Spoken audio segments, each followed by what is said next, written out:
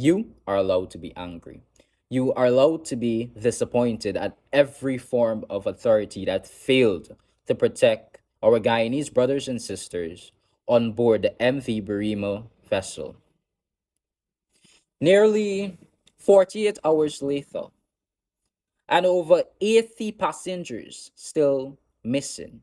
Now, many are presumed dead. We need answers. We need accountability. We need accountability at every level of authority. The ferry in question was 87 years old. To put that into perspective, the average life expectancy here in Guyana is 70 years old.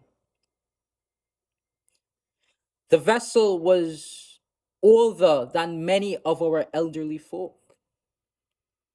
This is why it raises serious questions, questions that must be answered. Why was the vessel still operating? What inspection deemed it seaworthy?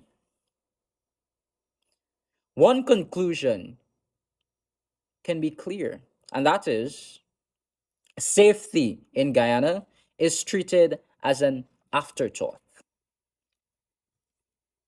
How many more innocent lives must be lost before we see real change? Because if we are to assume that this vessel was indeed seaworthy, that raises another issue. Who verified the information provided by the crew? What system is in place to verify such information, if any? We need to know.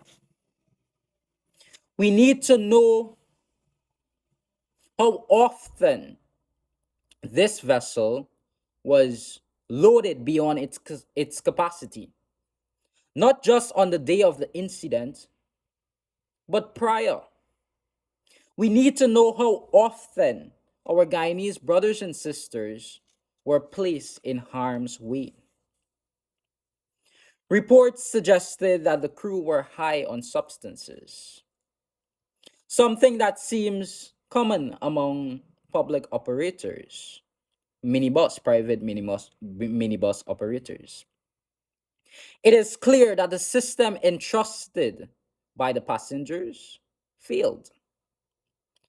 The system was compromised far before the vessel departed the shores of Georgetown.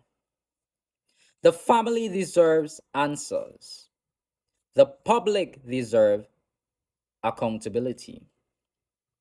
And Guyana deserves a transportation system where safety is never treated as an option.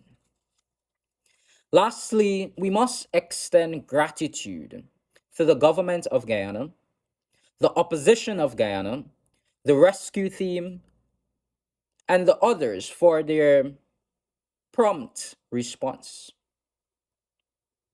We see your effort, we appreciate it.